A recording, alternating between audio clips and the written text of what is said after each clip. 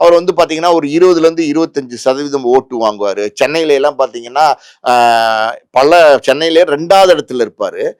தமிழ்நாட்டுல பல இடங்கள்ல வந்து 3வது இடத்துலயும் 2வது இடத்துலயும் இருப்பாரு அப்படிங்கிற மாதிரியான டாக் எல்லாம் விஜய்க்கு இருக்கு. இதெல்லாம் ஒரு பெரிய ஒரு எதிர்பாராத திருப்பம். இது இப்ப விஜயே எதிர்பார்க்கல தான் சொல்லப்போனா உண்மை. விஜய் எப்படின்னா, கட்சி ஆரம்பிச்சிட்டாரு, வந்தாரு. அதுக்கான உழைப்ப போட்டாரா அப்படின்னா, உழைப்ப போடல. தேர்தல் நேரத்திலயாவது வந்து பார்த்தீங்கன்னா, ஒரு 234 தொகுதி இருக்கு. அதுக்கு பிரச்சாரத்துக்கு போனாரா? டெய்லி போனாரா? காலையிலேருந்து சாயந்தரம் வரைக்கும் உழைச்சாரா? அப்படின்னா, அதுவும் பண்ணல. சரி 38 மாவட்டத்துக்காவது போய் வந்து ஒவ்வொரு இடத்துல ஒரு பாயிண்ட்ல வந்து பேசி எல்லா வேட்பாளர்களையும் அந்தந்த மாவட்டத்து வேட்பாளர்களை வந்து ஒண்ணா நிக்க வச்சு அவங்கள வந்து அறிமுகப்படுத்தி பண்ணாரா அப்படின்னா அதுவும் வந்து விஜய் பண்ணல. விஜய் என்ன பண்ணார் அப்படின்னா அதிகபட்சம் இந்த ஒரு கொடுக்கப்பட்ட இந்த ஒரு மாசம் பிரச்சார காலகட்டத்துக்குள்ள ஒரு 15 பாயிண்ட் எங்கேயோ போனாரு.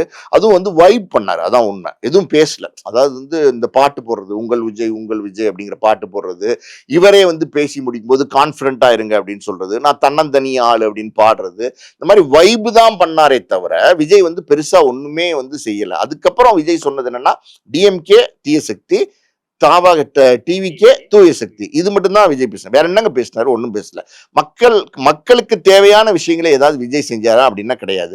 விஜய் போற இடத்துல எல்லாம் பாத்தீங்கன்னா அந்த தர்பூசணி பழத்தை தூக்கி போடுறது, பலாப்பழத்தை தூக்கி போடுறது, கூல்ட்ரிங்க்ஸ் பாட்டில் வரவேற்பு அதிகமா தான் இருந்துச்சு. அது இருக்கதாங்க செய்யும். அது வந்து ஒரு நடிகனுக்கான வரவேற்புங்க. நடிகன்